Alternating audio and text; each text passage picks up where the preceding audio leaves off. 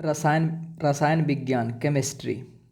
Chemistry का जो हम फर्स्ट चैप्टर को देखेंगे कि रसायन शब्द की उत्पत्ति किससे हुई है। तो रसायन शब्द की उत्पत्ति जो है ना कीमिया शब्द से हुई है, जिसका अर्थ होता है काला रंग होता है। ठीक है, रसायन शब्द की उत्पत्ति किससे हुई है, तो कीमिया शब्द से हुई है, जिसका अर्थ क्या होता है, काला रंग होता है। ठीक है, रसायन विज्ञान के जनक कौन, जन्म किस देश से हुआ था, तो रसायन विज्ञान का जन्म जो है ना मिस्र से हुआ था, इजिप्ट से। रसायन विज्ञान का जन्म कहाँ से हुआ था, तो मिस्र से हुआ था, आपका मिस्र से हुआ था, इजिप्ट से।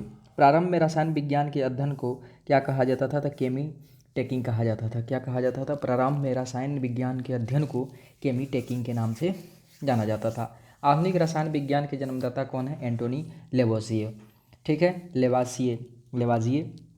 आधुनिक रसायन विज्ञान के जन्मदाता कौन है, तो एंटोनी लेवोसिए। ठीक है, रसायन विज्ञान के अंतर्गत किसका अध्ययन किया जाता है, तो पदार्थों के गुण। रसायन विज्ञान के अंतर्गत जो हम अध्ययन करते हैं उसमें से एक पदार्थ के गुण है, संगठन है, संरचना है। पदार्थ के गुण, संगठन, संरचना तथा उसमें होने वाले परिवर्तन और इसकी क्रिया प्रतिक्रिया का अध्ययन करते हैं। ठीक है, रसायन विज्ञान के अंतर्गत हम लोग पदार्थों के गुण, संगठन, संरचना तथा उसमें होने वाले परिवर्तनों एवं इनकी क्रिया प्रतिक्रिया का अध्ययन करते हैं। वैदिक साहित्य के अनुसार ब्रह्मांड में कितने तत्व मिलकर के बने हैं, तो वैदिक साहित्य के अनुसार ब्रह्मांड 5 तत्वों से मिलकर के बना है, भूमि, जल, वायु, अग्नि और आकाश। भूमि, जल, गगन, समीरा। ठीक है, तो भूमि जल वायु, भूमि, जल, अग्नि, गगन, समीरा करके होता है। तो जैसे पृथ्वी हो गया, जल हो गया, वायु हो गया, अग्नि हो गया और आकाश। ठीक है, उसके बाद में है कि रसायन विज्ञान की कुछ मुख्य शाखाएं होती हैं, जो शाखा और उसके अध्ययन। कृषि रसायन, एग्रीकल्चर केमिस्ट्री जो होता है ना, तो एग्रीकल्चर केमिस्ट्री में हम किसका अध्ययन करते हैं, तो मृदा संगठन का, कीटनाशक का, उर्वरक का आदि विधियों बनाने के अध्ययन किया जाता है। ठीक है, मृदा संगठन, कीटनाशक, उर्वरक आदि बनाने की विधियाँ का अध्ययन किया जाता है आपका एग्रीकल्चरल केमिस्ट्री में। मेडिसिन केमिस्ट्री में मानव के प्रयोग में आने वाली औषधियाँ, उसके संगठन तथा बनाने की विधियाँ का अध्ययन करते हैं। उसके बाद में है कि एनालिटिकल केमिस्ट्री, विश्लेषित रसायन, विभिन्न पदार्थों की पहचान, आयतन एवं मात्रा। ठीक है, विभिन्न पदार्थों की पहचान, आयतन यानी कि वॉल्यूम एंड उसका मात्रा का विश्लेषण करने के लिए उसे एनालिटिक केमिस्ट्री यानी कि विश्लेषित रसायन का प्रयोग का अध्ययन किया जाता है। जैव रसायन, बायोकेमिस्ट्री में हम बायोकेमिस्ट्री में जैव पदार्थों तथा जीवधारियों में होने वाले रासायनिक अभिक्रियाओं का अध्ययन करते हैं। ठीक है, जैव पदार्थों तथा जीवधारियों में होने वाली रासायनिक अभिक्रियाओं का अध्ययन हम बायोकेमिस्ट्री में करते हैं। ठीक है, उसके बाद में है भौतिकी रसायन, तो रासायनिक अभिक्रिया के नियमों का तथा सिद्धांतों का अध्ययन भौतिक रसायन। फिजिकल केमिस्ट्री में हम रासायनिक अभिक्रियाओं के नियमों तथा सिद्धांतों का अध्ययन करते हैं फिजिकल केमिस्ट्री में। ऑर्गेनिक केमिस्ट्री, कार्बन और यौगिकों का अध्ययन, कार्बन और यौगिकों के अध्ययन हम ऑर्गेनिक केमिस्ट्री में करते हैं। और इनऑर्गेनिक केमिस्ट्री में हम सभी अकार्बनिक तत्वों और उसके यौगिकों का अध्ययन करते हैं। सभी अकार्बनिक तत्वों या उसके यौगिकों का अध्ययन हम करते हैं। ठीक है,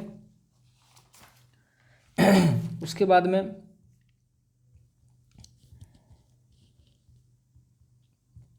द्रव के विभिन्न प्रकार क्या कहलाते हैं, तो द्रव के विभिन्न प्रकार जो है ना वह पदार्थ कहलाते हैं। जितने भी द्रव हैं किससे मिलकर के बने हैं, तो पदार्थ से मिलकर के। तो द्रव के सभी विभिन्न प्रकार को क्या कहा जाता है, तो पदार्थ कहा जाता है। एक पदार्थ या उसके पदार्थों के मिश्रण से बनने वाली विशेष गुण वाली सामग्री क्या कहलाती है, तो वस्तु कहलाती है। एक पदार्थ या उसके पदार्थों के मिश्रण से बनने वाली विशेष गुण वाली सामग्री क्या कहलाती है, तो वस्तु कहलाती है। आधुनिक विज्ञान में पदार्थ को कितने प्रकार से विभाजित किया गया है, तो आधुनिक विज्ञान में पदार्थों को कितने प्रकार से विभाजित किया गया, 2 प्रकार से विभाजित किया गया। एक भौतिक अवस्था के आधार पर और एक रासायनिक अवस्था के आधार पर। तो भौतिक अवस्था के आधार पर जो होता है ना, पदार्थ कितने प्रकार के होते हैं, 3 प्रकार के होता है, ठोस, द्रव और गैस। ठोस, द्रव और गैस। तथा रासायनिक संगठन के आधार पर जो होता है ना, तत्व, यौगिक और मिश्रण होता है। ठीक है, पदार्थ जो होता है ना को 2 भागों में बांटा गया है, एक तो भौतिक अवस्था, दूसरा रासायनिक अवस्था। तो भौतिक अवस्था में जो होता है ना ठोस, द्रव, गैस तथा रासायनिक अवस्था के आधार पर तत्व, यौगिक और मिश्रण होता है। ठीक है, ठोसों में कणों के उच्च क्रम में व्यवस्थित होने की क्रिया क्या कहलाती है, तो ठोस में कणों के उच्च क्रम में व्यवस्थित होने की क्रिया क्या कहलाती है? तो क्रिस्टल जालक कहलाती है। क्या कहलाएगी? क्रिस्टल जालिक कहलाएगी। ठोसों में कणों के उच्च क्रम में ठोसों के कणों में उच्च क्रम में व्यवस्थित होने की क्रिया क्रिस्टल जालक कहलाती है। इसी के फलस्वरूप क्रिस्टलों या ठोसों की एक नियमित ज्यामितीय आकृति बनती है। तो ठोस में कणों के उच्च क्रम में व्यवस्थित होने की क्रिया क्या कहलाती है? तो यह एक क्रिस्टल जालक कहलाएगी। क्या कहलाएगी? क्रिस्टल जालक कहलाती है। ठोस पदार्थ में क्या निश्चित होता है? तो आकार और आयतन। ठोस पदार्थ में आकार और आयतन निश्चित होते हैं। द्रव पदार्थ का क्या होता है? तो द्रव में आयतन निश्चित होता है जबकि आकार अनिश्चित होता है। गैस में आकार और आयतन दोनों अनिश्चित होते हैं। ठीक है। पदार्थ की चौथी अवस्था प्लाज्मा है, यानी कि उच्च ताप और पर द्रव के परमाणु आयनित अवस्था में होते हैं। ठीक है। अगर हम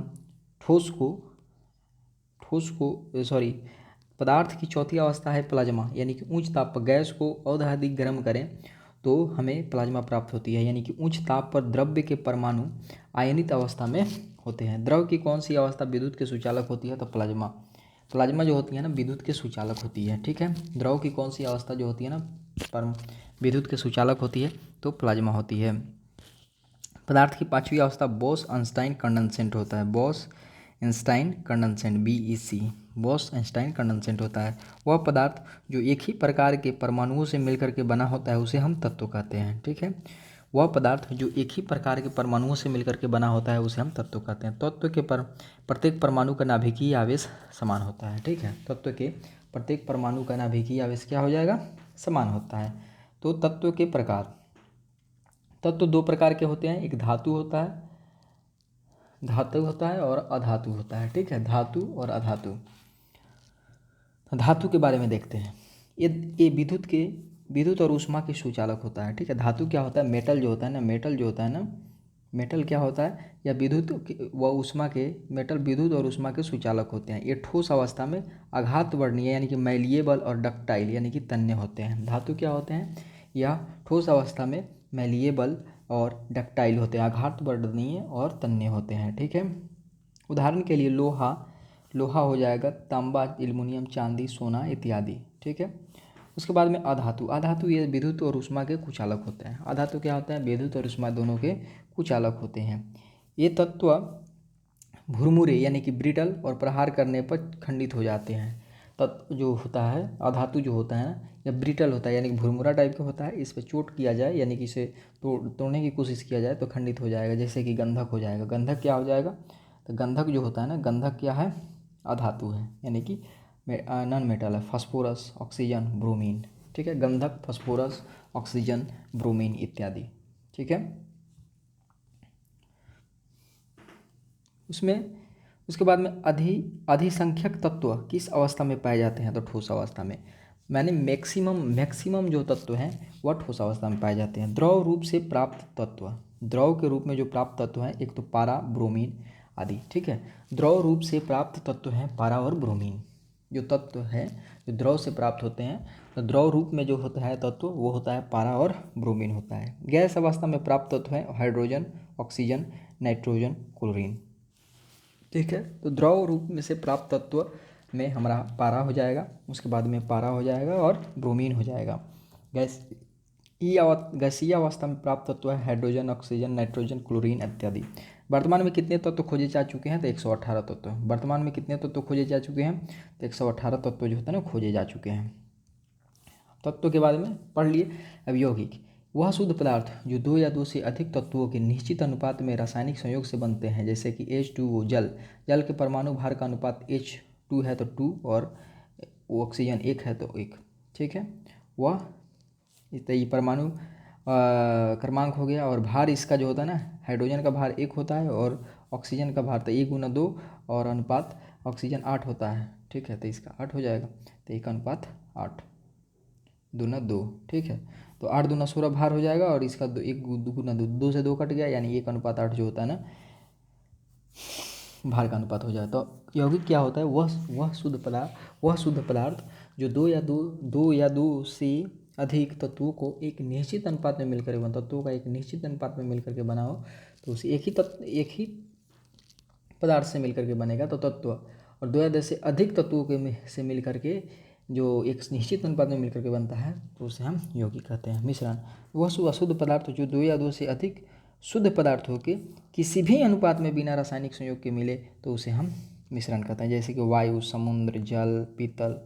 वायु हो जाएगा, समुद्र हो जाएगा, वायु, समुद्र, जल, पीतल, जल हो जाएगा, पीतल आदि सब मिश्रण है। ठीक है। मिश्रण के प्रकार देखिए और उनके गुणधर्म। समांगी मिश्रण, होमोजेनियस मिश्रण क्या है? तो समांगी मिश्रण, इस मिश्रण के प्रत्येक भाग में अवयवी पदार्थों का संगठन व गुण समान होते हैं। समांगी मिश्रण जो होता है ना, समांग मिश्रण, होमोजेनियस, इस मिश्रण के प्रत्येक भाग में अवयवी पदार्थों का संगठन व गुण समान होता है। जैसे कि चीनी का जल में विलयन, नमक का जल में विलयन। चीनी जो होता है जल में मिलेगा, या नमक का जल में विलयन, या गंधक जो होता है ना, ये क्या हो जाएगा? नॉन मेटल है। गंधक का कार्बन डाइऑक्साइड में विलयन, और अमोनिया गैस का हवा में विलयन, ये क्या है? होमोजेनियस है। समांगी मिश्रण में क्या होता है कि इस मिश्रण के प्रत्येक भाग में अवयवी पदार्थों का संगठन व गुण समान होता है। ठीक है।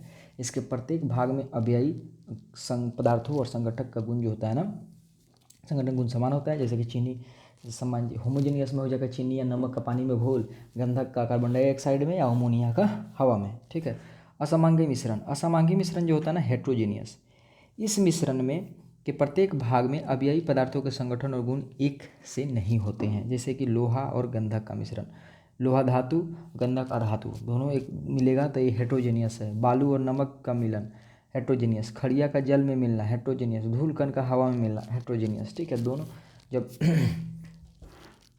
एक साथ नहीं बना ले, माने एक साथ जो होता है ना, एकदम गुण जो होता है दोनों के अलग अलग हो, तब जो होता है ना समांगी मिश्रण हो जाएगा, हेट्रोजेनियस हो जाएगा। उसके बाद में मिश्रणों के पृथक्करण कर विधियाँ, क्रिस्टल यानी क्रिस्टलाइजेशंस विधि। ठीक है। क्रिस्टलाइजेशंस, तब क्रिस्टलन विधि क्या है? तो अकार्बनिक ठोसों में उपस्थित घटकों का पृथक्करण एवं शुद्धिकरण। अकार्बनिक ठोसों में जो एक कार्बनिक ठोस होता है, एक अकार्बनिक ठोस है जिसमें कार्बन नहीं है। तो अकार्बनिक ठोसों में उपस्थित घटकों का, अकार्बनिक ठोसों में उपस्थित जो घटक है उसे घटकों का पृथक्करण या शुद्धिकरण। ठीक है। अकार्बनिक पदार्थों के में अकार्बनिक ठोसों में उपस्थित घटकों का पृथक्करण एवं शुद्धिकरण ही क्रिस्टलन विधि है। ठीक है। उसके बाद में आसवन विधि, मुख्यतः द्रवों के मिश्रण को पृथक किया जाता है। द्रव के मिश्रण को जो है ना, आसवन विधि, डिस्टिलेशन विधि द्वारा हम किसका अध्ययन करेंगे? तो किसको अलग करेंगे? तो द्रव के मिश्रण, द्रव का मिश्रण जो है ना, उसे आसवन विधि द्वारा, इस विधि द्वारा उन मिश्रित द्रव का पृथक्करण किया जाता है जिसके कथनांकों में अधिक अंतर हो, जिसके कथनांकों में, बॉइलिंग पॉइंट में अंतर अधिक है, उसको अलग करते हैं। यानी कि द्रवों के मिश्रण को पृथक करना आसवन विधि द्वारा होता है।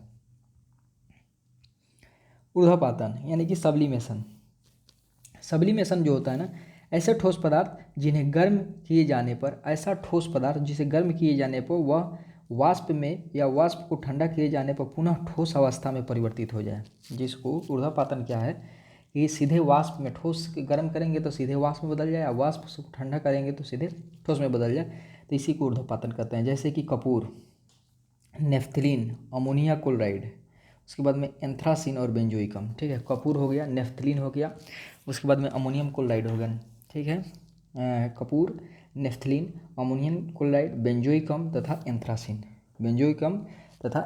ये सब क्या है? ऊर्ध्वपातन विधि द्वारा अलग होता है। उसके बाद में प्रभाजी आसवन यानी कि फ्रैक्शनल डिस्टिलेशंस, इस विधि द्वारा उन मिश्रित द्रव का पृथक्करण किया जाता है जिसके कथनांकों में बहुत कम अंतर हो, जिसमें कथनांकों का अंतर क्या है? बहुत कम है। जैसे कि भूगर्भ से निकलने वाले पेट्रोलियम तेल का शुद्ध पेट्रोल, डीजल, मिट्टी का तेल इत्यादि। भूगर्भ से निकाले गए पेट्रोलियम तेल का शुद्ध पेट्रोल, डीजल एवं मिट्टी के तेल को प्रभाजी आसवन से अलग किया जाता है। ठीक है। जिसमें कथनांकों का अंतर बहुत कम है। उसके बाद में है कि स्टीम डिस्टिलेशंस। ठीक है। भाप आसवन, ऐसे कार्बनिक पदार्थों का शुद्धिकरण जो जल में अघुलनशील परंतु वाष्प के साथ वाष्पशील है। ठीक है।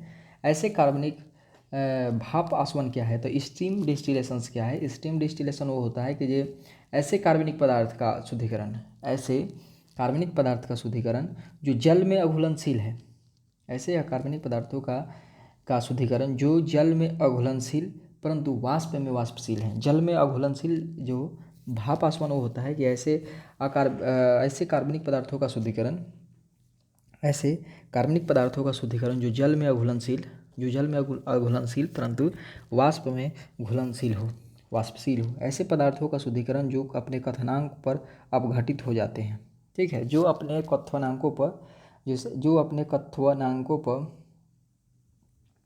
अपघटित हो जाता है, उसी को भाप स्टीम यानी भाप डिस्टिलेशन द्वारा अलग करते हैं। जैसे एसीटोन, मेथिल अल्कोहल, एसिटिल्डिहाइड, एसिटेल्डिहाइड आदि, ठीक है। तो मेथिल अल्कोहल, एसीटोन, उसके बाद में एसिटेल्डिहाइड जो होता है ना अल्कोहल, मेथिल अल्कोहल, एसीटोन, उसके बाद में एसीटोन, मेथिल अल्कोहल तथा एसिटेल्डिहाइड इत्यादि जो होता है ना भाप आसवन द्वारा जो अलग करते हैं। उसके बाद में किस विधि द्वारा किसी मिश्रण के विभिन्न घटकों की भिन्न भिन्न अधिशोषण क्षमता के आधार पर शुद्धिकरण किया जाता है, तो वर्णलेखन यानी कि क्रोमेटोग्राफी। क्रोमेटोग्राफी क्या होता है, तो किस विधि द्वारा किसी मिश्रण के विभिन्न घटकों की भिन्न भिन्न यानी अलग अलग अधिशोषण क्षमता के आधार पर, अलग अलग अधिशोषण क्षमता के आधार पर हम शुद्धिकरण कर सकते हैं, तो वो होता है वर्णलेखन, क्रोमेटोग्राफी होता है। मिश्रण तथा यौगिक में अंतर। मिश्रण तत्व की क्रिया करके नए मिश्रण का निर्माण नहीं करते हैं। मिश्रण में क्या होता है कि मिश्रण में तत्व क्रिया करके नए मिश्रण का जो होता है ना निर्माण नहीं करते हैं, तत्व क्रिया करके नए यौगिक का निर्माण करते हैं। जैसे कि जल, मान लीजिए उसमें एक समान मात्रा में मिलाया जाता है और मिश्रण में समान मात्रा में नहीं मिलाया जाता है। मिश्रण का संगठन परिवर्तनीय होता है। मिश्रण का संगठन क्या होता है, परिवर्तनीय होता है। यौगिक का संगठन अस्थायी होता है, ठीक है। मिश्रण का संगठन क्या हो जाएगा, परिवर्तनीय होगा, लेकिन अस्थायी होता है यौगिक का। मिश्रण में उपस्थित घटकों के गुणधर्म मिश्रण में भी पृथक पृथक रहते हैं, ठीक है। यौगिक के अवयवों का अलग अलग गुणधर्म समाप्त होकर के भिन्न गुणधर्म वाला पदार्थ निर्मित हो जाता है, ठीक है। मिश्रण में घटकों को भौतिक विधि द्वारा ही पृथक किया जा सकता है। मिश्रण को भौतिक विधि द्वारा ही अलग कर सकते हैं और यौगिक को केवल रासायनिक या वैद्युत रासायनिक प्रतिक्रिया द्वारा ही अलग किया जा सकता है, ठीक है। तो हमने पढ़ा कि मिश्रण को जो है भौतिक विधि द्वारा हम अलग कर सकते हैं। मिश्रण को कैसे अलग करेंगे, भौतिक विधि द्वारा, लेकिन घटकों को यानी कि यौगिकों को केवल रासायनिक या वैद्युत रासायनिक प्रतिक्रिया द्वारा ही अलग कर सकते हैं। मिश्रण बनना एक भौतिक परिवर्तन का उदाहरण है। मिश्रण बनना क्या है, एक भौतिक परिवर्तन का उदाहरण। जैसे कि जल में चीनी का घुलना, जल में चीनी का घुलना क्या है, एक भौतिक परिवर्तन है, ठीक है। तो मिश्रण क्या है, तो मिश्रण जो होता है ना एक भौतिक परिवर्तन का उदाहरण है, जबकि यौगिक बनना एक रासायनिक परिवर्तन का उदाहरण है, ठीक है। यौगिक रासायनिक है, बनना है, और मिश्रण भौतिक है।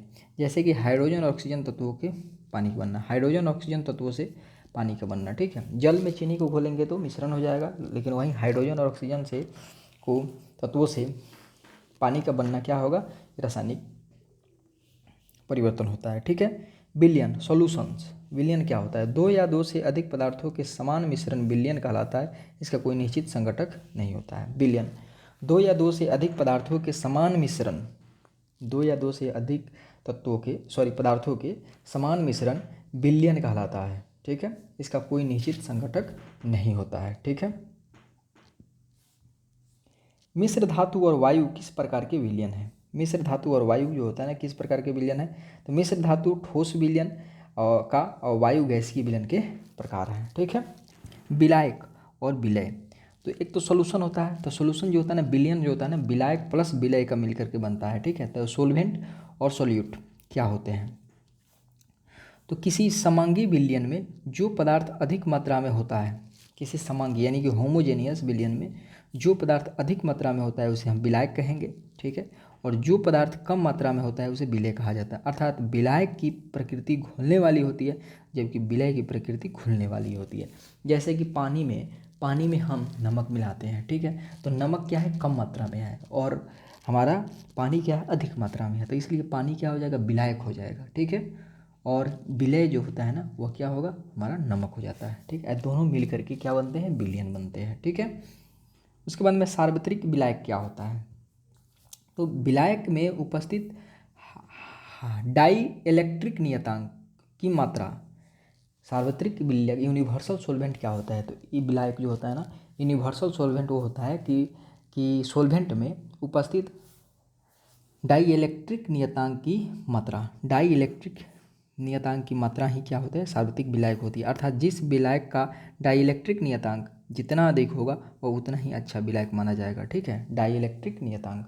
तो जो सार्वत्रिक आपका विलायक है वो किस पर निर्भर करता है, तो डाई इलेक्ट्रिक पर निर्भर करता है। जितना अधिक डाई इलेक्ट्रिक नियतांक होगा उतने ही अच्छा विलायक होगा।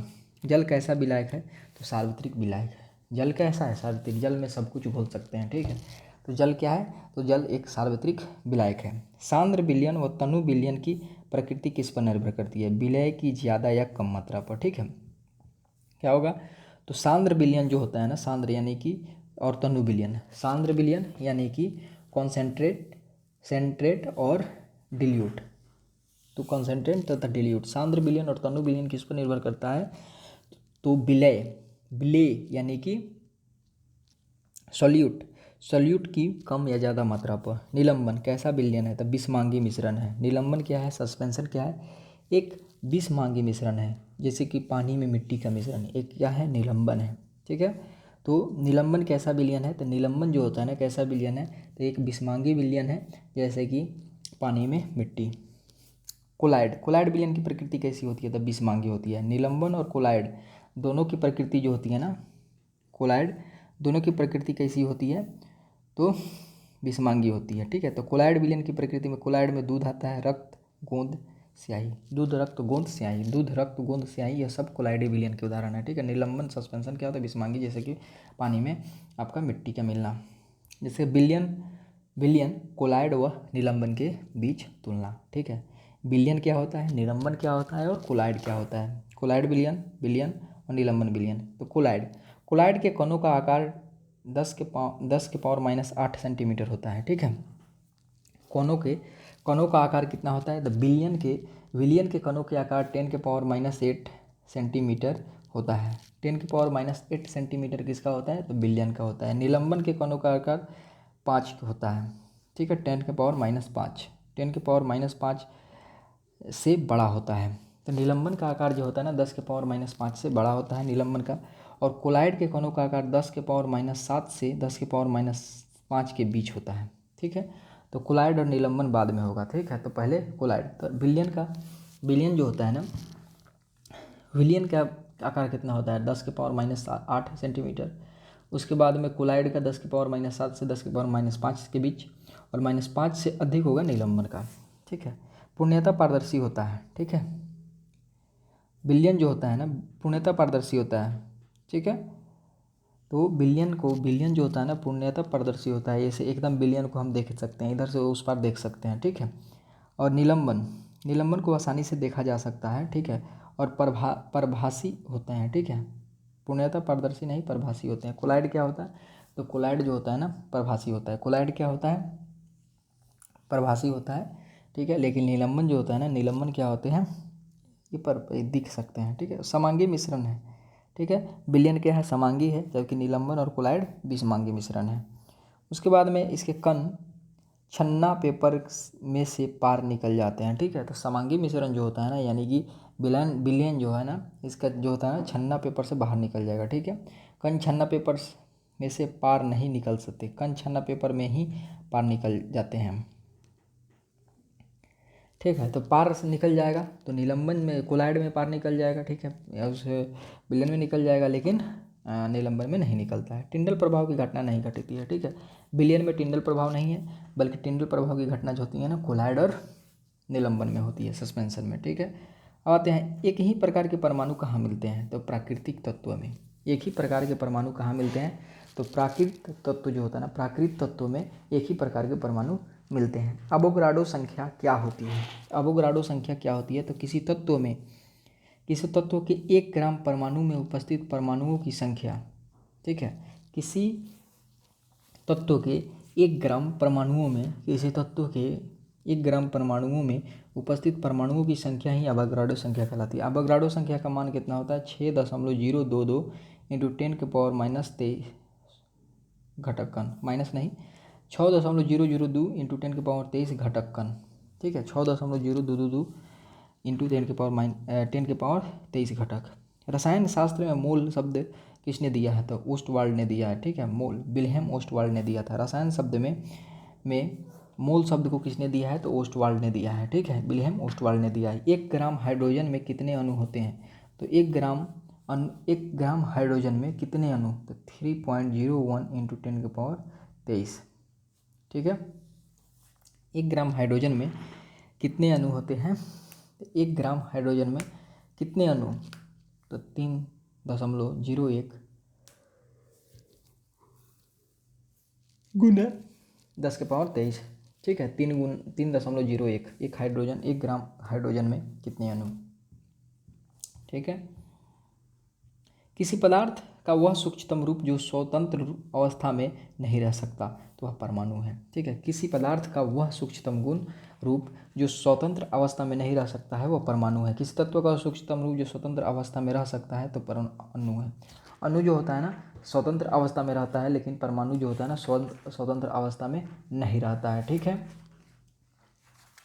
उसके बाद में है कि परमाणुीय नाभिक की खोज किसने किया था? तो रदरफोर्ड ने किया था। परमाणुीय नाभिक की खोज किसने किया है? तो रदरफोर्ड ने किया है 1911 में। रदरफोर्ड ने किया है 1911 में, ठीक है।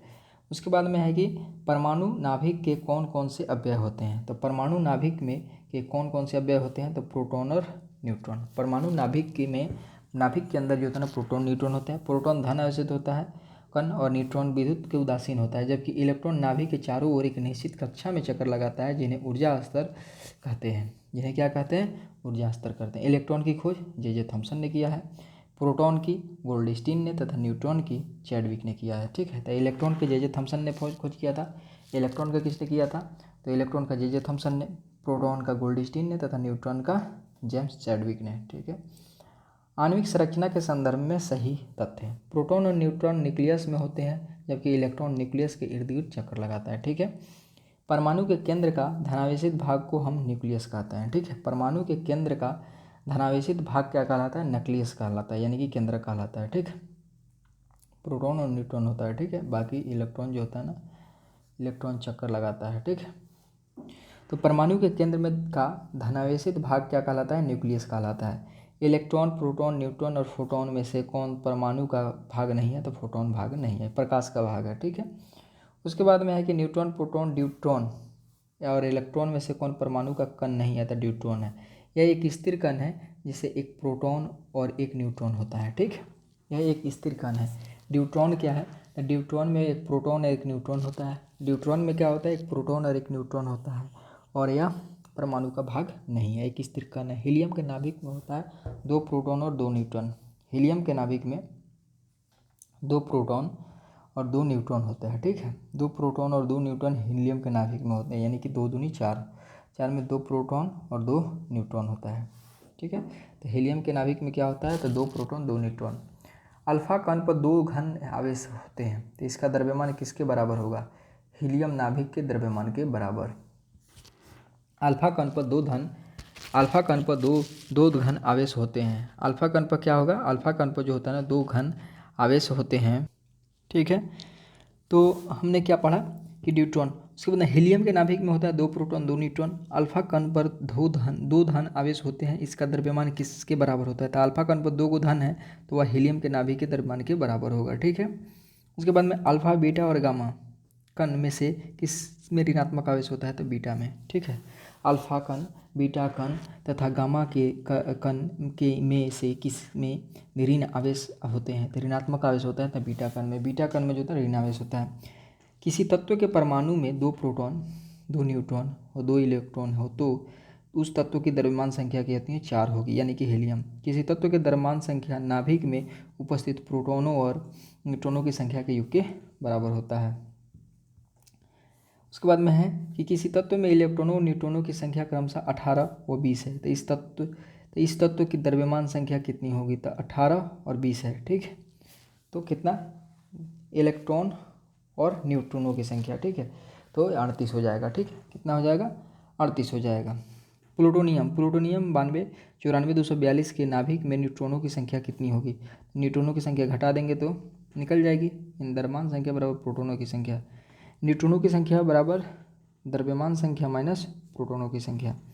ऑक्सीजन, नाइट्रोजन, हाइड्रोजन और तांबा में से किसमें न्यूट्रॉन नहीं है, तो हाइड्रोजन में न्यूट्रॉन नहीं होता है, ठीक है। यावर सारणी के एकमात्र ऐसा तत्व है जिसमें नाभिक में न्यूट्रॉन नहीं पाए जाते हैं। भारी जल का रासायनिक सूत्र DTO होता है। भारी जल का रासायनिक सूत्र क्या होता है, DTO होता है, यानी कि ड्यूटेरियम के 2 परमाणु और ऑक्सीजन के 1 परमाणु मिलकर के भारी जल बनाते हैं। ड्यूटेरियम के 2 तथा ऑक्सीजन के 1 परमाणु मिलकर के भारी जल का निर्माण करते हैं।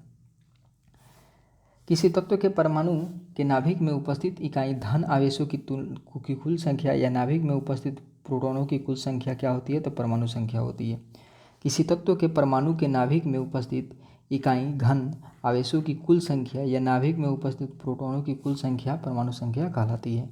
किसी तत्व के परमाणु नाभिक में उपस्थित प्रोटॉनों और न्यूट्रॉनों की कुल संख्या कहलाएगी द्रव्यमान संख्या। प्रोटॉन और न्यूट्रॉनों की कुल संख्या द्रव्यमान संख्या या परमाणु संख्या कह सकते हैं। जब एक ही तत्व के परमाणु में परमाणु संख्या समान एवं द्रव्यमान संख्या भिन्न हो तो समस्थानिक होगा, ठीक है। जब एक ही तत्व के परमाणु में परमाणु संख्या समान हो तो समस्थानिक, ठीक है। और जब किसी तत्व में द्रव्यमान संख्या जो होता है ना समान हो और परमाणु संख्या भिन्न हो तो उसे समभारिक कहते हैं। क्या कहेंगे, समभारिक कहते हैं। कक्षक यानी कि ऑर्बिटल क्या होता है, ऑर्बिटल परमाणु नाभिक के चारों ओर पाए जाने वाले वह त्रिविमीय क्षेत्र, परमाणु नाभिक के चारों ओर पाए जाने वाले वह त्रिविमीय क्षेत्र जिसमें इलेक्ट्रॉन के पाए जाने की प्रायिकता सर्वाधिक होती है, ठीक है। इलेक्ट्रॉन की प्रायिकता जहाँ पे सर्वाधिक होती है उसे कक्षक कहते हैं। एक ही परमाणु के विभिन्न कक्षक हो सकते हैं। एक ही परमाणु के विभिन्न कक्षक हो सकते हैं जिनके आकार, आकृति तथा अभिविन्यास के आधार पर अलग किया जा सकता है, ठीक है। जिन्हें आकार, आकृति, अभिविन्यास के आधार पर अलग किया जा सकता है। तो कक्षक क्या होता है, तो कक्षक जो होता है ना बाहरी क्षेत्र होता है, यानी कि परमाणु नाभिक के चारों ओर पाए जाने वाले वह त्रिविमीय क्षेत्र जिसमें इलेक्ट्रॉन पाए जाने की प्रायिकता सर्वाधिक होती है, ठीक है। कक्षक और उसके आकार, ठीक है।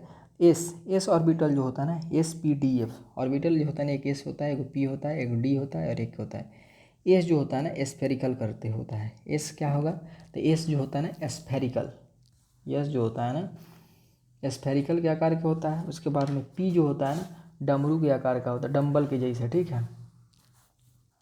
स्फेरिकल क्या हो जाएगा, गोला। स्फेरिकल जो होता है ना गोला की तरफ होता है, ठीक है। गोला की तरह जो होता है ना स्फेरिकल हो जाएगा। उसके बाद में डम्बल शेप जो होता है ना, डम्बल शेप क्या है, एक डमरू की तरह का है। डम्बल शेप क्या होता है, तो डमरू की तरह होता है, डमरू की तरह होता है डम्बल शेप। उसके बाद में ऑर्बिटल, डी ऑर्बिटल क्या होता है, तो डी कक्षक जो होता है ना क्लेवर शार्प होता है, से स्पेस होता है। क्लेवर स्पेस जो होता है ना कौन होता है, तो डी ऑर्बिटल। उसके बाद में एफ होता है no difference because the complexity of the nature, ठीक है। इसका कोई आकार नहीं है, एफ ऑर्बिटल का कोई आकार नहीं है, बल्कि आपका पी जो एस जो होता है ना स्फेरिकल होता है। पी जो होता है ना आपका पी जो होता है ना किस डम्बल के आकार का हो सकता है, dumbbell shape, spherical, dumbbell, clover, shape. उसके बाद में नो डिफिनिट शेप एफ का, ठीक है। परमाणु में कक्षकों के भरने के क्रम किस सिद्धांत पर होता है, तो परमाणु में कक्षकों का भरेगा अबाउंग के नियम। परमाणु में कक्षकों को भरने का क्रम किस सिद्धांत द्वारा नियंत्रित किया जाता है, तो कक्षकों को भरने का जो सिद्धांत जो है ना नियंत्रित किया जाता है आपके अबाउंग के नियम से। इस सिद्धांत द्वारा इलेक्ट्रॉन सर्वप्रथम निम्न ऊर्जा स्तर में भरा जाता है। जब यह ऊर्जा स्तर पूर्णतः भर जाता है तब इलेक्ट्रॉन उच्च ऊर्जा स्तर में भरे जाते हैं। इस प्रकार यह क्रम चलता रहता है। निम्न से उच्च क्रम में जो होता है ना इलेक्ट्रॉन को निम्न ऊर्जा से उच्च ऊर्जा की तरफ भरने की प्रक्रिया है, यानी कि अबाउंग का सिद्धांत कहलाता है। इलेक्ट्रॉनिक विन्यास किसे कहते हैं, इलेक्ट्रॉनिक विन्यास किसे कहते हैं, तो कक्षाओं यानी कि सेल एवं उपकक्षाओं सब सेल में इलेक्ट्रॉनों के वितरण को परमाणु का इलेक्ट्रॉनिक विन्यास कहते हैं, ठीक है। कक्षकों और उपकक्षकों में इलेक्ट्रॉनों का वितरण ही परमाणु इलेक्ट्रॉनिक विन्यास कहलाता है। ठीक है, परमाणु इलेक्ट्रॉनिक विन्यास किसे कहा जाएगा कि किसे कहा जाएगा, तो इलेक्ट्रॉनों का जो होता है ना कक्षक और उपकक्षकों में वितरण ही आपका परमाणु इलेक्ट्रॉनिक विन्यास कहा जाता है। उसके बाद में है नाभिक के सबसे छोटे वाले सेल N को K, उसके बाद में N2 को L, KLM, उसके बाद में N। ठीक है, KLMN। ठीक है, KLMN होता है, K का 1 होता है। ठीक है, K का क्या होता है, K का 1 होता है, वो L का 2 होता है, M का 3 होता है और N का 4 होता है। ठीक है, तो दुगुना होता है प्लस 2, A स्क्वायर प्लस 2 होता है। ठीक है, तो 1 का स्क्वायर प्लस 2 यानी कि 3 हो जाएगा। 2 दूनी 4 2 6, 3 3 9 और 2 11।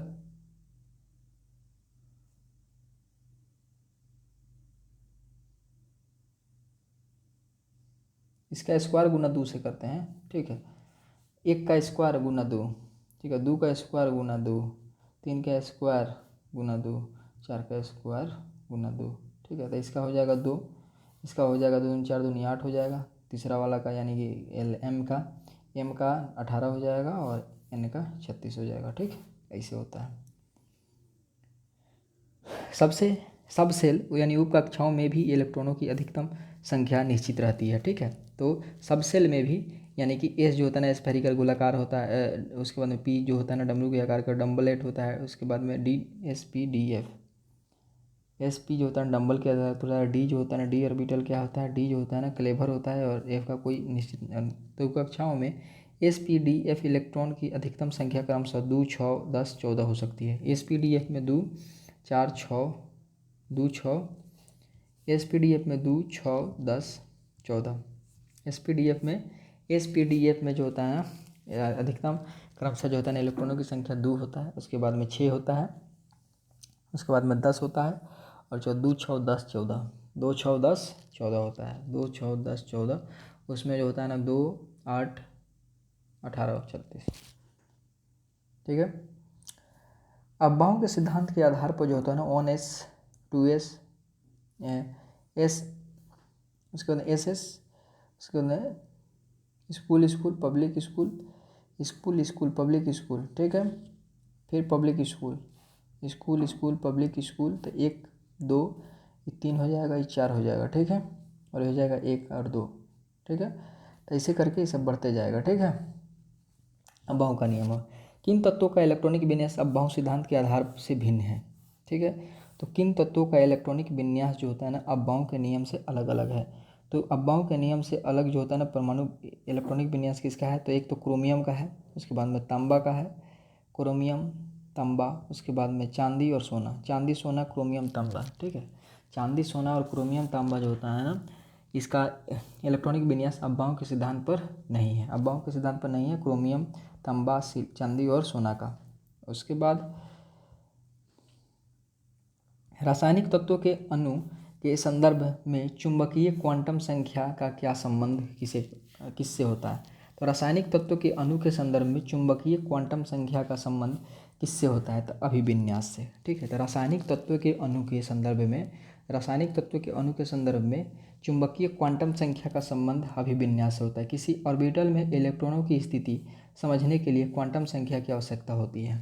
तो किसी ऑर्बिटल में इलेक्ट्रॉन की स्थिति समझने के लिए क्वांटम संख्या की आवश्यकता होती है। क्वांटम संख्या कितनी प्रकार की होती है, तो 4 प्रकार की होती है। क्वांटम संख्या कितनी प्रकार की होती है, तो क्वांटम संख्याएं जो होता है ना 4 प्रकार की होती है। ठीक है, तो प्रिंसिपल्स क्वांटम नंबर्स यानी कि मुख्य क्वांटम संख्या, 4 प्रकार की क्वांटम संख्या होती है। एक होती है मुख्य क्वांटम संख्या, इलेक्ट्रॉन का ऊर्जा स्तर प्रतीक n होता है। ठीक है, तो प्रिंसिपल्स क्वांटम संख्या का प्रतीक n होगा। 1 2 3 4 सभी पूर्णांक मान शून्य नहीं होगा। ठीक है, 1 2 3 से लेकर के सभी तक जो होता है ना ये प्रिंसिपल्स क्वांटम नंबर्स होता है। इलेक्ट्रॉन का ऊर्जा शून्य इसमें नहीं होता है। n से शुरू करना द्विगांशी क्वांटम संख्या यानी कि एजीमुथल क्वांटम नंबर्स। ठीक है, प्रिंसिपल्स क्वांटम नंबर्स एजीमुथल यानी कि द्विगांशी क्वांटम संख्या। इलेक्ट्रॉन का कोणीय संवेग प्रतीक L होता है। इलेक्ट्रॉन का कोणीय संवेग है। ठीक है, या क्या है, इलेक्ट्रॉन का ऊर्जा स्तर, इलेक्ट्रॉन का कोणीय संवेग। द्विगांशी जो होता है ना यानी कि एजीमुथल क्वांटम नंबर जो होता है ना इलेक्ट्रॉन का कोणीय संवेग है, इसे L से सूचित करते हैं। एन किसी मान के लिए एल का मान 0 से n माइनस एल तक हो सकता है, ठीक है, माइनस एल तक। एल का मान 0 से लेकर के n माइनस एल तक होता है, ठीक है, 0 से लेकर के 1 2 3 से लेकर के अनंत तक होता है, वो 0 से लेकर के जो होता है ना n माइनस एल तक होता है। उसके बाद में मैग्नेटिक क्वांटम नंबर्स, चुंबकीय क्वांटम संख्या, द्विगंशी चुंबकीय क्वांटम संख्या इलेक्ट्रॉनिक विन्यास जो होता है ना का इलेक्ट्रॉन के कक्षा तल से अभिविन्यास की जानकारी, इलेक्ट्रॉन के कक्षा तल से जो होता है ना, इलेक्ट्रॉन के कक्षा तल से अभिविन्यास की जानकारी प्राप्त होती है। तो इलेक्ट्रॉन के कक्षा तल से अभिविन्यास की जानकारी प्रतीक एम है, ठीक है। चुंबकीय क्वांटम संख्या का एम होता है, जैसे कि इसका मान जो होता है -1 से x+1 तक, ठीक है। इसका मान जो होता है ना मैग्नेटिक क्वांटम नंबर जो होता है ना -1 से +1 तक होता है। उसके बाद में है चक्रण क्वांटम संख्या यानी कि स्पिन क्वांटम संख्या, magnetic quantum numbers, spin quantum numbers, उसके बाद में एजीमुथल और प्रिंसिपल्स। तो चक्रण क्वांटम संख्या जो होता है जैसे इलेक्ट्रॉन का चक्रण होता है, चक्रण क्वांटम संख्या में इलेक्ट्रॉन का चक्रण होता है, ठीक है, प्रतीक एस है। और इसका मान +1/2 से -1/2 तक, +1/2 से लेकर के -1/2 तक होता है चक्रण क्वांटम संख्या का। तो हमने 4 क्वांटम संख्या देखा। तो प्रिंसिपल क्वांटम संख्या क्या है, उसको हम प्रिंसिपल क्वांटम संख्या को हम n से दर्शाते हैं। उसके बाद में है द्विगंशी यानी कि एजीमुथल को l से, और चुंबकीय यानी मैग्नेटिक क्वांटम नंबर्स को हम m से दर्शाते हैं, यानी -1 से लेकर के +1 तक होता है। और एजीमुथल जो होता है ना 0 से लेकर के n-l तक, और 0 नहीं 1 से लेकर के अनंत तक जो होता है ना मुख्य क्वांटम संख्या। चक्रण क्वांटम संख्या जो होता है ना +1/2 से लेकर -1/2 तक होता है, ठीक है। इस चक्रण को स्पिन यानी कि स्पिन को s से दर्शाते हैं, ठीक है। उसके बाद में है कि पाउली का अपवर्जक सिद्धांत क्या बतलाता है। तो पाउली का अपवर्जक का सिद्धांत क्या बतलाता है, तो एक ही परमाणु में उपस्थित 2 इलेक्ट्रॉनों के लिए चारों क्वांटम संख्या समान नहीं हो सकती। तो पाउली का अपवर्जक का सिद्धांत जो होता है ना, पाउली के अपवर्जन का सिद्धांत यह दर्शाता है कि एक ही परमाणु में उपस्थित 2 इलेक्ट्रॉनों की चारों क्वांटम संख्याएं समान नहीं हो सकती हैं, ठीक है। अतः यदि दो इलेक्ट्रॉन के n-l-m के मान एक समान हो तो s के 1 ± 1/2 मान होंगे, अर्थात विपरीत परचक्रण होगा, ठीक है। तो s का यदि n-l-m यानी कि प्रिंसिपल्स एजीमुथल तथा मैग्नेटिक का मान एक समान हो तो s ± 1/2 मान होगा, ठीक है। तो पाउली का अपवर्जन का सिद्धांत यह बताता है कि किसी तत्व के दो इलेक्ट्रॉनों के लिए चारों क्वांटम संख्या एक समान नहीं हो सकती है, ठीक है, समान नहीं हो सकती है बस 2 इलेक्ट्रॉनों को। पाउली का उसके बाद में हुंड्स का नियम कहता है कि उच्चतम गुणक का नियम, ठीक है, उच्चतम गुणक का नियम है। हुंड्स का नियम क्या है, उच्चतम गुणक का नियम है, ठीक है। उच्चतम गुणक का नियम जो होता है ना हुंड्स का नियम है। इस नियम के अनुसार एक ही उपकक्षा के कक्षकों में इलेक्ट्रॉनों का युग्मन तब तक नहीं हो सकता जब तक कि उस कक्षा में सभी कक्षाओं में एक एक इलेक्ट्रॉन ना आ जाए, ठीक है। हुंड का नियम यह कहता है कि किसी एक ही उपकक्षा, ठीक है, हुंड के का नियम कहता है कि एक ही उपकक्षा के कक्षकों के में एक ही उपकक्षा के कक्षकों में इलेक्ट्रॉनों का युग्मन तब तक नहीं हो सकता, ठीक है, एक ही उपकक्षा के कक्षकों में इलेक्ट्रॉनों का युग्मन तब तक नहीं हो सकता जब तक कि उस कक्षा में सभी कक्षाओं में एक इलेक्ट्रॉन ना आ सके, ठीक है। मान लीजिए 3 बॉक्स दिया हुआ है, 3 बॉक्स में पहले एक इलेक्ट्रॉन इसमें भरेंगे, फिर इसमें भरेंगे, फिर इसमें भरेंगे, जो बचेगा फिर इसमें चालू करेंगे, ठीक है, ऐसे करके। तो पृथ्वी की भूपर्पटी में सर्वाधिक मात्रा में पाया जाने वाला तत्व कौन सा है। तो पृथ्वी की भूपर्पटी में सर्वाधिक मात्रा में पाया जाने वाला तत्व कौन सा है। तो सबसे अधिक ऑक्सीजन पाया जाता है 46.71%, ठीक है। तो सबसे अधिक ऑक्सीजन पृथ्वी की भूपर्पटी में पाया जाने वाला तत्व जो होता है ना कौन है, तो सबसे ज़्यादा ऑक्सीजन होता है 46.7%, तो सिलिकॉन, ठीक है, ऑक्सीजन पाया जाता है। उसके बाद में सिलिकॉन पाया जाता है, सिलिकॉन 27%, सिलिकॉन 27%, 46, 27, एल्युमिनियम 8%, ठीक है। उसके बाद में लोहा, ठीक है, और कैल्शियम, ठीक है, लोहा यानी कि आयरन और कैल्शियम्स, ठीक है। तो ऑक्सीजन पाया जाता है कितना, तो ऑक्सीजन पाया जाता है 46.7%।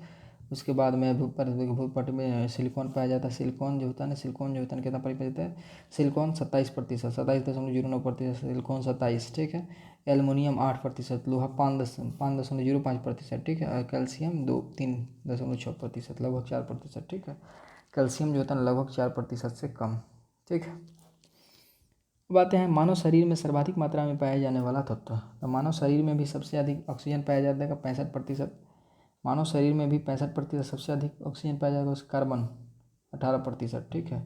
ऑक्सीजन के बाद में कार्बन हो जाएगा, ऑक्सीजन हो जाएगा, कार्बन हो जाएगा, ऑक्सीजन, कार्बन, उसके बाद में हाइड्रोजन, नाइट्रोजन और कैल्शियम्स, ठीक है।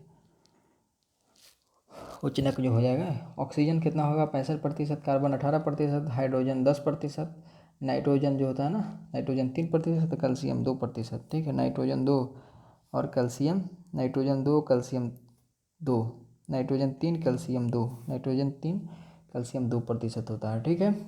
तो हमने आगे देखा दूसरा चैप्टर ये है कि रासायनिक एवं भौतिक परिवर्तन, chemicals and physicals changes, chemical and क्या हो जाएगा, फिजिकल चेंजेज, ठीक है। भौतिक परिवर्तन का क्या है, भौतिक परिवर्तन क्या है, तो भौतिक परिवर्तन क्या है, वे परिवर्तन जिसमें परिवर्तन के पश्चात पदार्थ को पुनः पूर्व अवस्था में प्राप्त किया जा सके, अर्थात परिवर्तन के उपरांत कोई नया पदार्थ नहीं बनता, ठीक है। यानी कि भौतिक परिवर्तन क्या है, तो भौतिक परिवर्तन क्या है, तो वे परिवर्तन जिसमें परिवर्तन के पश्चात पदार्थ को पुनः पूर्व अवस्था में प्राप्त किया जा सके, अर्थात परिवर्तन के उपरांत कोई नया पदार्थ नहीं बनता, वही भौतिक परिवर्तन है, ठीक है।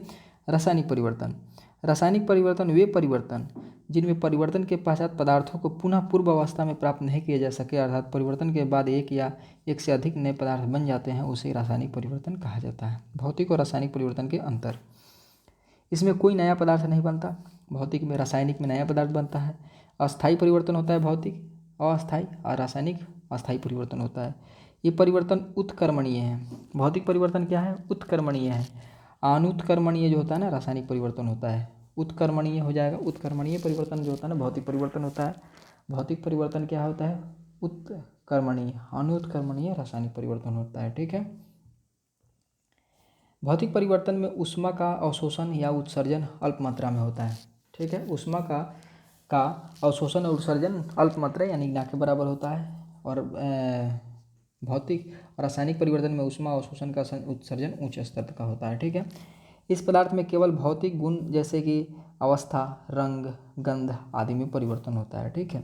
इसमें जो होता है ना अवस्था में जो होता है ना, भौतिक अवस्था में आप रंग को बदल सकते हैं, गंध को आदि को, जैसे, ठीक है। भौतिक गुणों में जैसे कि अवस्था हो गया, रंग हो गया, गंध को बदल सकते हैं। जबकि रासायनिक परिवर्तन में पदार्थ के रासायनिक गुणों तथा संगठन में प्रारंभिक पदार्थ से पूर्णतः भिन्न होता है। इसमें बनने वाला पदार्थ रासायनिक गुणों तथा संगठन में प्रारंभिक पदार्थों से पूर्णतः क्या होता है, अलग होता है, यानी कि भिन्न होता है। अब इसके कुछ उदाहरण हैं, जैसे कि पानी से बर्फ़ का बनना, पानी से बर्फ़ का बनना, फिर बर्फ़ से पानी बन जाएगा।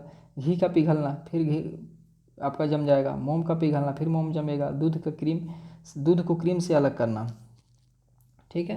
ये सब भौतिक परिवर्तन है। दूध से क्रीम को अलग कर लेंगे। उसके बाद में जल का वाष्प में बदलना, जल का क्या हो जाएगा, तो जल का वाष्प में बदलना, फिर वाष्प से जल में बदल देंगे, ठीक है। यह क्या है, भौतिक परिवर्तन है। और वहीं उसके बाद में रासायनिक परिवर्तन में हो जाएगा अवस्था, आयु का बढ़ना। क्या हो जाएगा, आयु का बढ़ना। आयु फिर कम से कम किया जा सकता, नहीं किया जाएगा। बालों का सफ़ेद होना, ठीक है, या फिर काला नहीं होगा। फलों का पकना, सब्जी का उबलना, फलों का पकना, सब्जी का उबलना। मोमबत्ती का जलना, दूध से दही का बनना, लोहे में जंग लगना। यह सब क्या है, यह सब रासायनिक परिवर्तन के उदाहरण हैं, ठीक है। प्रिज्म से गुजरने पर श्वेत प्रकाश का 7 रंगों में विभक्त होना, यह भौतिक परिवर्तन है, ठीक है। कौन सा परिवर्तन है, भौतिक परिवर्तन है। दूध अस्कंदन किस परिवर्तन, रासायनिक परिवर्तन। दूध अस्कंदन किस परिवर्तन का उदाहरण है, तो रासायनिक। हवा में चांदी के बर्तनों का काला होना किस प्रकार का उदाहरण है, तो हवा में चांदी के बर्तन काला हो जाते हैं, किस लिए, तो रासायनिक परिवर्तन के कारण, ठीक है। सब्जियों को पकाने पर उसका मुलायम हो जाना किस परिवर्तन का उदाहरण है, तो रासायनिक परिवर्तन। सब्जियों को पकाने पर उसका मुलायम हो जाना रासायनिक परिवर्तन के उदाहरण है। ठीक है। उसके बाद में है कि वायु अथवा रासायनिक पदार्थों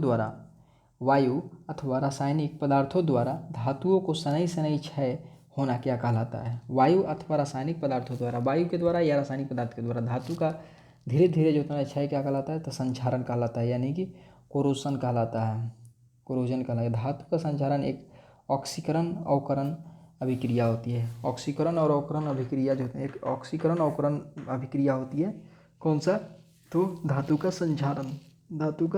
संक्षारण की क्या शर्तें होती हैं? ऑक्सीजन या वायु की उपस्थिति और वायु में नमी। ऑक्सीजन और वायु की उपस्थिति। ठीक है। संक्षारण क्या होता है? तो इसमें ऑक्सीजन या वायु की उपस्थिति हो और उसमें नमी हो, वायु में नमी हो। संक्षारण के उदाहरण जैसे सिल्वर का काला रंग की परत बनना। सिल्वर पे यानी चांदी पर संक्षारण का मतलब क्या हो जाएगा? तो नमी के साथ जो होता है ना ऑक्सीजन। सिल्वर पर काले रंग का परत बन जाना संक्षारण है। तांबे पर हरे रंग का और लोहे पर भूरे रंग का। लोहा पर भूरा, तांबा पर हरा और सिल्वर पर काला रंग। चांदी पर जो होता है ना सिल्वर पर काला रंग का होना क्या होता है? तो सिल्वर पर काला रंग का परत बनना या किसका उदाहरण है? संक्षारण का है। तांबे पर हरे रंग का परत बनना। ठीक है। यह आपका संक्षारण। लोहे पर भूरे रंग का संक्षारण है। उसके बाद में है कि लोहे में जंग लगना कैसी अभिक्रिया है? तो लोहे में जंग लगना कैसी अभिक्रिया है? तो ऑक्सीकरण अभिक्रिया है। लोहे में जंग लगना कैसी अभिक्रिया है? तो ऑक्सीकरण अभिक्रिया है। लोहे की सतह पर जंग के दौरान किस पदार्थ की भूरे रंग की परत बैठ जाती है? तो फेरिक ऑक्साइड और ferric hydroxide Fe2O3 ferric oxide है Fe2O3 तथा FeOH का होल थ्राइस FeOH का होल थ्राइस होता है फेरिक हाइड्रोक्साइड। ठीक है। तो फेरिक ऑक्साइड और फेरिक हाइड्रोक्साइड सब क्या है? तो लोहे पर भूरे रंग जमने का कारण है। लोहे की सतह पर जंग लगने के दौरान किस पदार्थ के भूरे रंग में परत बढ़ जाती है? फेरिक ऑक्साइड तथा फेरिक हाइड्रोक्साइड का। गैल्वेनाइजेशंस आयरन क्या कहलाता है? जब लौह धातु पर जिंक धातु की परत चढ़ाते हैं, यह प्रक्रिया लोहे के जंग लगने से बचाती है, तो इसे गैल्वेनीकृत लोहा कहते हैं। जंग लगने से लोहे का भार क्या हो जाएगा? भार वृद्धि हो जाता है। किन किन धातुओं का संक्षारण नहीं के बराबर होता है? तो सोना और प्लेटिनम का संक्षारण नहीं होता है। ठीक है। किन किन धातुओं का संक्षारण नहीं के बराबर होता है? सोना और प्लेटिनम का। ठीक है। तापमान व रासायनिक अभिक्रिया से संबंधित सही तथ्य। उच्चतर तापमानों पर रासायनिक अभिक्रिया तीव्र हो जाती है। ठीक है। रासायनिक अभिक्रिया कहाँ पर तीव्र होगी? अगर तेज आपका तापमान होगा। ठीक है। अत्यधिक तापमान पर आपका रासायनिक अभिक्रिया भी अत्यधिक होती है। उच्च तापमानों पर आणविक गति और द्रुत हो जाती है। ठीक। तो तापमान और रासायनिक अभिक्रिया के संबंध में सही तथ्य यह है कि उच्चतर तापमानों पर रासायनिक अभिक्रिया तीव्रतर हो जाती है और उच्चतर तापमानों पर आणविक गति और द्रुत हो जाती है। ठीक है। जल अपघटन यानी कि हाइड्रोलाइसिस में ऊर्जा किस रूप में उत्पन्न होता है? तो ऊष्मा के रूप में। ठीक है। किसमें? तो ऊष्मा के रूप में। जल अपघटन में ऊर्जा किस रूप में उत्पन्न होता है? तो जल अपघटन में ऊर्जा ऊष्मा के रूप में। ठीक है, होता है। पाश्चुराइजेशन की खोज किसने की थी? तो लुई पाश्चर ने किया था। लुई पाश्चर ने पाश्चुराइजेशन की खोज की थी। पाश्चुराइजेशन की क्रिया किससे संबंधित है? दूध के निर्जीवाणुकरण से। ठीक है। दूध के निर्जीवाणुकरण से जो होता है ना आपका पाश्चुराइजेशन की क्रिया है। पाश्चुराइजेशन एक प्रक्रिया है जिसमें पाश्चुराइजेशन क्या है? एक प्रक्रिया है जिसमें दूध को पहले बहुत देर तक गर्म किया जाता है। पाश्चुराइजेशन में दूध को पहले बहुत देर तक गर्म किया जाता है और एक निश्चित समय में अचानक ठंडा कर लिया जाता है। ठीक है। पाश्चुराइजेशन का मतलब है कि बहुत देर तक गर्म करेंगे और निश्चित समय में ठंडा कर लेंगे। ठीक है। जैसे कि 72 डिग्री सेल्सियस तापमान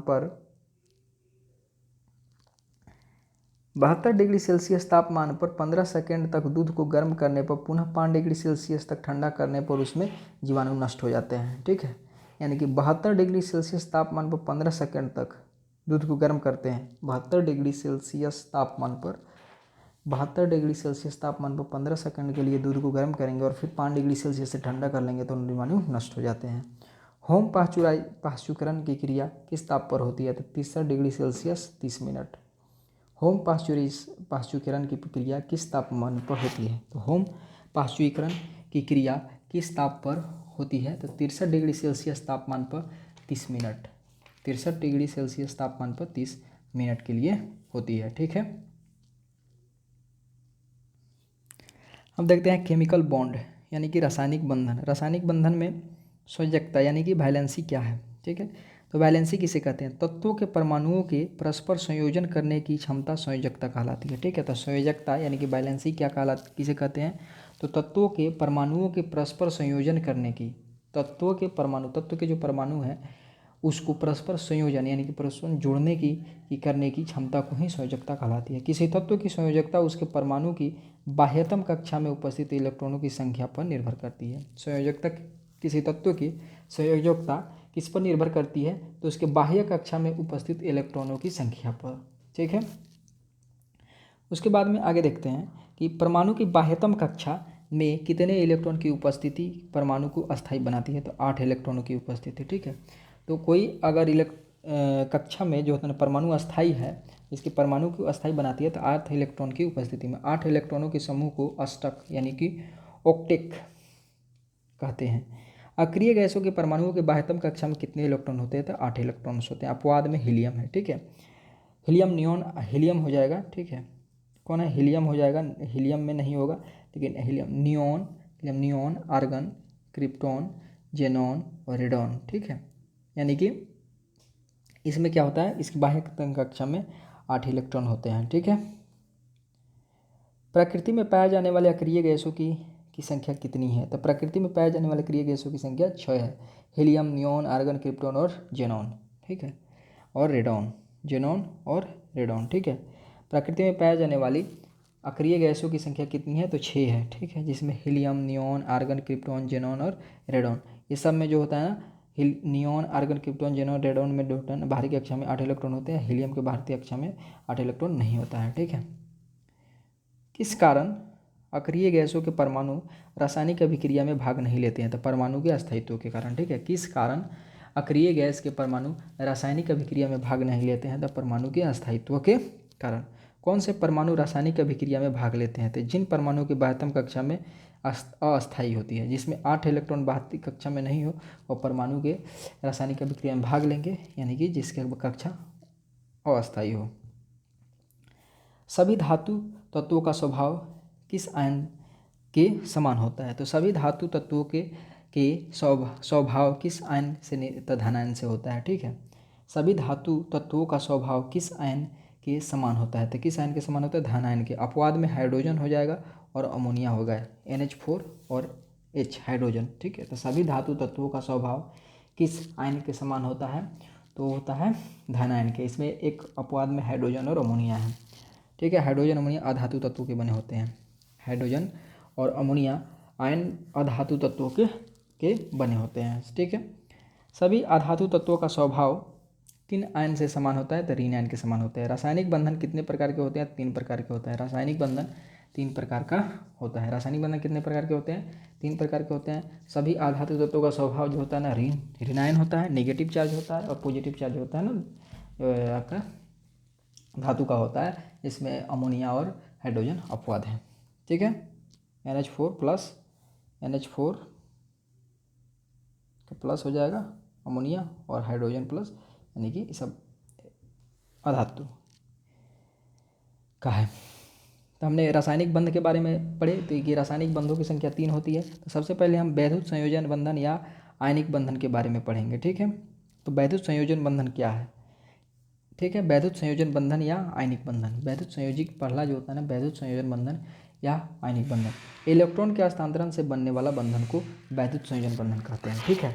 इलेक्ट्रॉन के स्थानांतरण से, इलेक्ट्रॉन के स्थानांतरण से बनने वाले बंधन को वैद्युत संयोजन बंधन या आयनिक बंधन कहते हैं। आयन आपस में मजबूत आकर्षण बल द्वारा जुड़े होते हैं। आयन क्या होता है?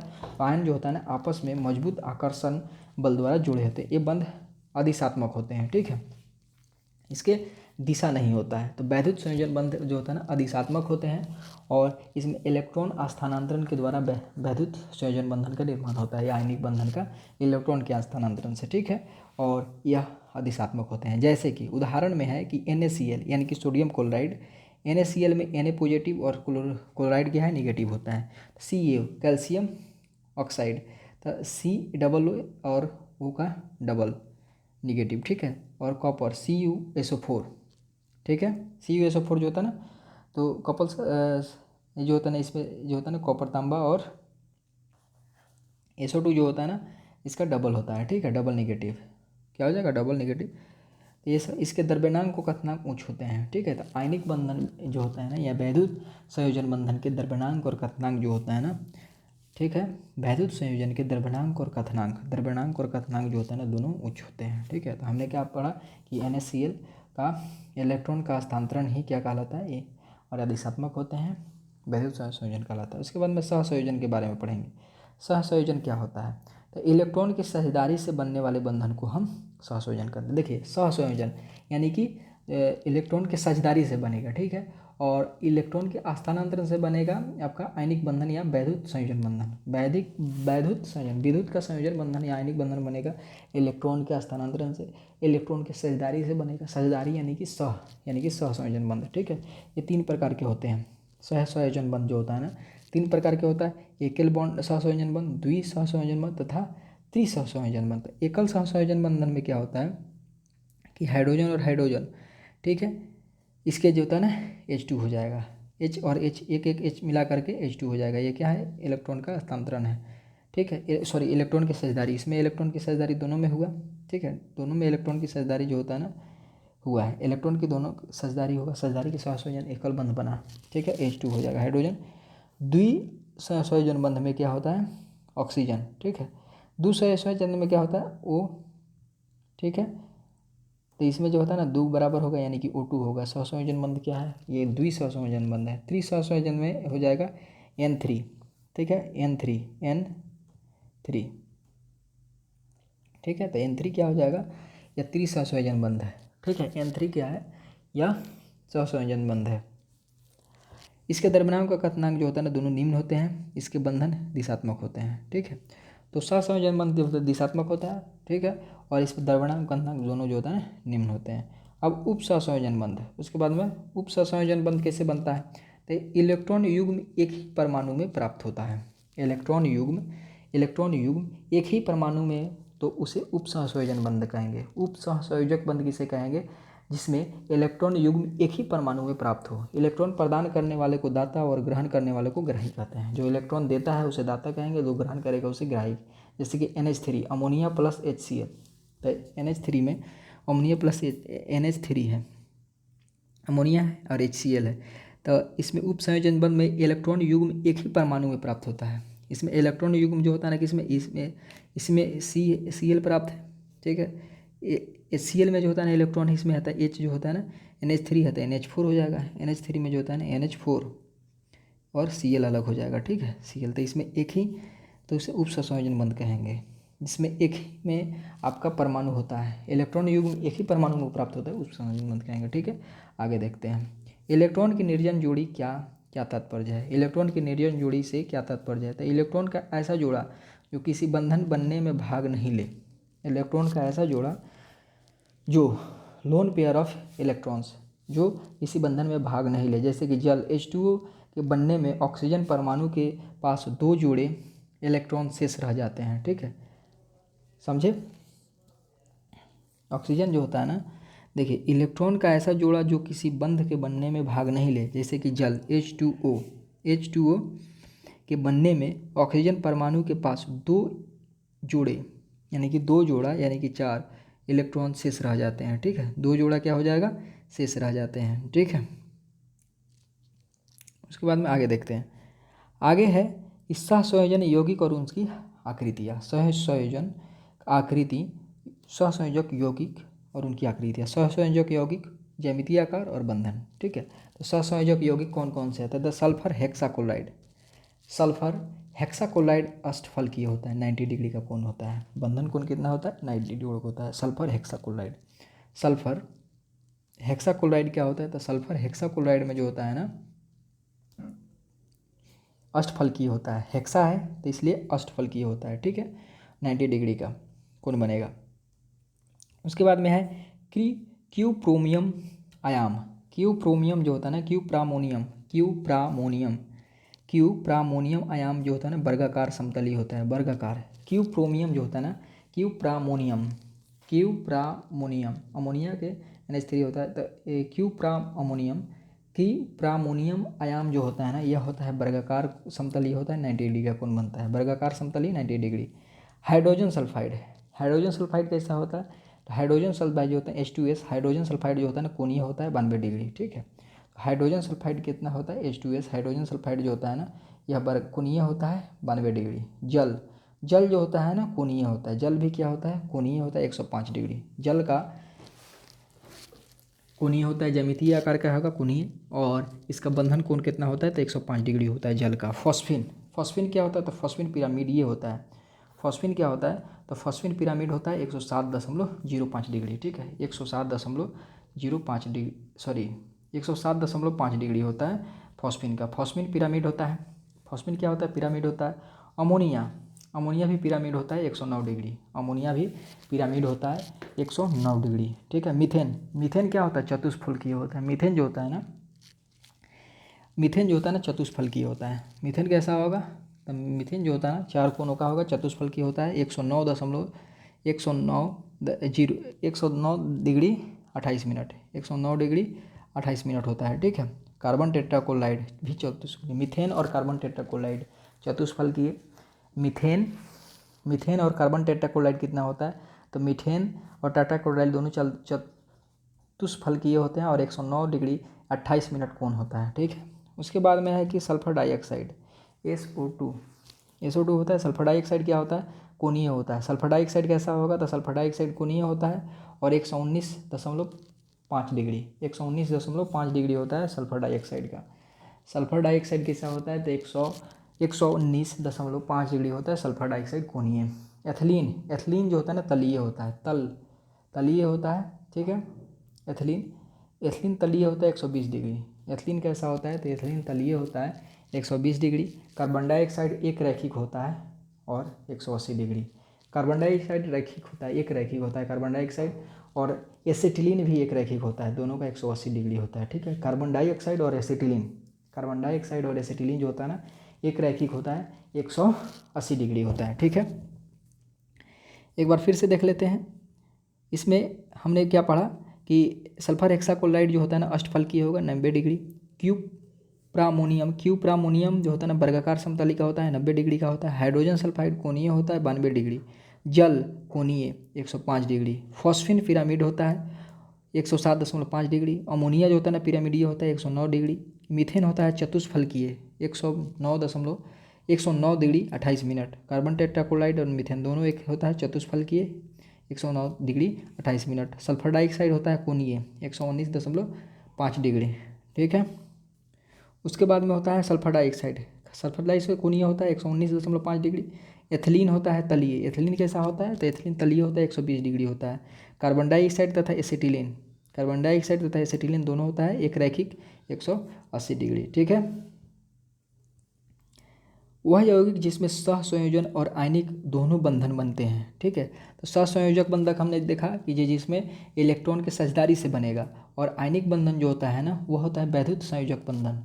क्या है वैद्युत संयोजक, जिसमें इलेक्ट्रॉन का क्या, इलेक्ट्रॉन का स्थानांतरण से। तो वह यौगिक जिसमें सहसंयोजन और आयनिक दोनों बंधन बनते हैं, जैसे कि NaOH सोडियम हाइड्रोक्साइड, उसके बाद में हाइड्रोजन साइनाइड, सोडियम हाइड्रोक्साइड, इसके बाद में hydrogen HCN hydrogen cyanide, sulphuric अम्ल H2SO4 तथा कैल्शियम कार्बोनेट, कैल्शियम कार्बोनेट। ये चारों को याद रखने वाला है कि वह यौगिक जिसमें सहसंयोजन बंध तथा आयनिक बंध यानी कि इलेक्ट्रॉन के साझेदारी तथा इलेक्ट्रॉन का हस्तांतरण दोनों विधि द्वारा बनता हो तो सोडियम हाइड्रोक्साइड, हाइड्रोजन साइनाइड, उसके बाद में सल्फ्यूरिक अम्ल H2SO4 तथा calcium carbonate CaCO3, calcium carbonate CaCO3, ठीक है। NaOH HCN H2SO4 तथा CaCO3। वह यौगिक जिसमें सहसंयोजन और उप सहसंयोजन दोनों द्वारा बनता है। देखिए, एक तो सहसंयोजन जो इलेक्ट्रॉन की साझेदारी, और उप सहसंयोजन बनता है जिसमें जो होता है ना एक ही परमाणु में जो होता है ना इलेक्ट्रॉन उपस्थित हो, ठीक है। इलेक्ट्रॉन का युग्म एक ही परमाणु में से प्राप्त हो, जैसे carbon monoxide CO, carbon monoxide O3, ozone 3 और HNO3, ठीक है। O3 ozone, carbon monoxide, carbon monoxide क्या हो जाएगा CO हो जाएगा कार्बन मोनोऑक्साइड। उसके बाद में आपका ओजोन O3 तथा नाइट्रिक अम्ल HNO3 नाइट्रिक अम्ल, ये सब क्या सहसंयोजन तथा उप सहसंयोजन दोनों द्वारा बनता है। कार्बन मोनोऑक्साइड हो गया, CO हो गया, उसके बाद में O3 ओजोन हो गया और NH3, ठीक है, HNO3 नाइट्रिक अम्ल कार्बन मोनोऑक्साइड कार्बोजोन, ये सब ये सहसंयोजन तथा उपसंयोजन दोनों द्वारा बनता है, ठीक है। वह यौगिक जिसमें वैद्युत संयोजन, सहसंयोजन और उपसंयोजन तीनों हो।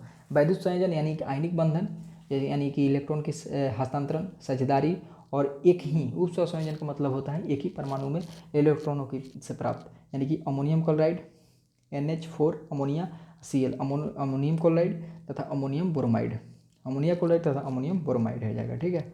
अमोनियम क्लोराइड अमोनिया जो होता है NH4 तथा क्लोराइड Cl अमोनिया यानी कि ब्रोमाइड, ठीक है,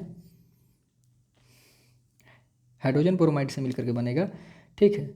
ये जो होता है ना कैसे बनता है, तो NH3 प्लस HCl, ठीक है, HCl, तो इसमें एक ही है, ठीक है, Cl, उसके साथ NH3 के साथ नहीं तो एक हाइड्रोजन इधर आके जुड़ जाएगा तो Cl अलग हो जाएगा तो NH4Cl हो जाएगा। वैसे ही जो होता है ना इसमें HBr हो जाएगा, HBr जो होता है हाइड्रोजन ब्रोमाइड, तो हाइड्रोजन इसमें आके जुड़ जाएगा, ब्रोमाइड अलग हो जाएगा, ब्रोमियम अलग हो जाएगा, ठीक है। तो जिसमें वह होगी जिसमें वैद्युत संयोजन, सहसंयोजन और उप संयोजन तीनों हो, तो उसे हम अमोनियम क्लोराइड तथा अमोनियम ब्रोमाइड कहेंगे, ठीक। आगे देखते हैं, किसी तत्व के तुल्यांकी भार तथा संयोजकता का गुणनफल किसके बराबर होता है, परमाणु भार के।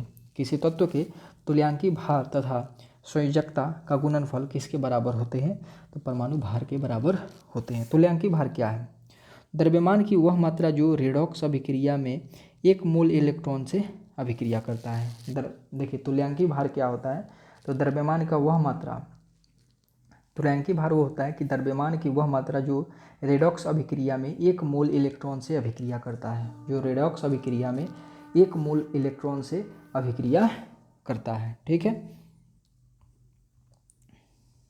उसके बाद में कि रेडॉक्स अभिक्रिया किसे कहते हैं, तो रेडॉक्स अभिक्रिया क्या है, रेडॉक्स वह रासायनिक अभिक्रिया जिसमें एक पदार्थ का ऑक्सीकरण और दूसरे पदार्थ का अपचयन होता है। रेडॉक्स अभिक्रिया क्या है, तो रेडॉक्स अभिक्रिया होता है कि जिसमें एक पदार्थ का ऑक्सीकरण और दूसरा का अपचयन होगा, ऑक्सीकरण अपचयन होता है। रेडॉक्स अभिक्रिया उसे कहते हैं कि जिसमें एक पदार्थ का ऑक्सीकरण और दूसरे का अपचयन होता है, जैसे कि जिंक और कॉपर, जिंक प्लस कॉपर का डबल आयन है, और जिंक और कॉपर, तो ठीक है। तो जिंक देखिए तो इसमें क्या होगा, जिंक और कॉपर, तो जिंक और कॉपर के डबल आयन में, तो जिंक का इसका जो होता है ना 2 इलेक्ट्रॉन त्याग कर दिया, ठीक है, डबल आयन है यानी कि डबल आयन है, तो और 2 इलेक्ट्रॉनों की प्राप्ति कर लिया, अपचयन। ऑक्सीकरण का मतलब हो गया चयन, अपचयन का मतलब लेना, अपचयन का मतलब लेना, तो जिंक यानी कि एक क्या करेगा, रेडॉक्स अभिक्रिया वो होता है कि जिसमें एक पदार्थ,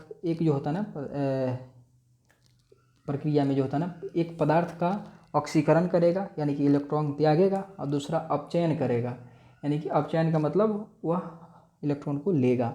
जैसे जिंक और कॉपर है, तो ठीक है, तो कॉपर यहाँ पे क्या करेगा, कॉपर ये अपना ऑक्सीजन यानी ऑक्सीकरण करेगा यानी कि त्यागेगा, इलेक्ट्रॉन 2 इलेक्ट्रॉन त्यागा, और जिंक यहाँ पे 2 इलेक्ट्रॉन को ले लिया, ठीक है, तो इसे अपचयन कहेंगे, ठीक है। वे कौन से पदार्थ हैं जो ऑक्सीकारक एवं अवकारक करण दोनों की तरफ व्यवहार करते हैं, ऑक्सीकरण और अवकरण, ठीक है। वे कौन से पदार्थ हैं जो ऑक्सीकरण और अवकरण दोनों की तरफ व्यवहार करते हैं, H2S हाइड्रोजन सल्फाइड, H2S जो होता है ना ऑक्सीकरण और अवकरण दोनों की तरफ व्यवहार करेंगे, तो ये हुआ हाइड्रोजन सल्फाइड हो जाएगा, हाइड्रोजन पर ऑक्साइड, ठीक है, H2O2, H2S hydrogen sulphide, hydrogen oxide, hydrogen पर ऑक्साइड, तो H2O हाइड्रोजन ऑक्साइड होता है, तो H2O2 हाइड्रोजन पर ऑक्साइड, हाइड्रोजन सल्फाइड, हाइड्रोजन पर ऑक्साइड, सल्फर डाइऑक्साइड SO2 और नाइट्रिक अम्ल HNO3 नाइट्रिक अम्ल, ठीक है, HNO3। तो वे पदार्थ जो ऑक्सीकारक और अवकारक, ऑक्सीकारक और अवकरण, वह पदार्थ जो ऑक्सीकरण और अवकरण, ऑक्सीकारक और अवकरण दोनों की तरह काम करता है, तो एक हो हाइड्रोजन सल्फाइड H2S, उसके बाद हाइड्रोजन पर oxide H2O2, sulphur dioxide SO2 तथा नाइट्रिक अम्ल HNO3, ठीक है। किस कारण पुरानी किताबों का कागज़ भूरा होता है, तो सेल्यूलोज के ऑक्सीकरण के कारण, सेल्यूलोज का ऑक्सीकरण, सेल्यूलोज जब आपका इलेक्ट्रॉन त्याग देगा उसके कारण।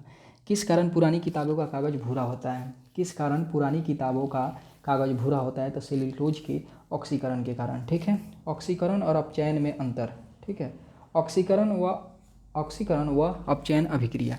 ठीक है, तो ऑक्सीकरण क्या है? वह रासायनिक अभिक्रिया जिसमें परमाणु या आयन इलेक्ट्रॉन का त्याग करके उच्च विद्युत घनात्मक अवस्था या, ठीक है, वह रासायनिक अभिक्रिया। देखिए इसमें क्या है कि ऑक्सीकरण जो होता है ना, ऑक्सीडेशन रिएक्शंस क्या है? ऑक्सीडेशन, तो ऑक्सीडेशन जो होता है ना, ऑक्सीकरण जो होता है ना, वह रासायनिक अभिक्रिया जिसमें परमाणु या आयन इलेक्ट्रॉन का त्याग करके उच्च विद्युत घनात्मक अवस्था या निम्न विद्युत ऋणात्मक अवस्था प्राप्त करता है।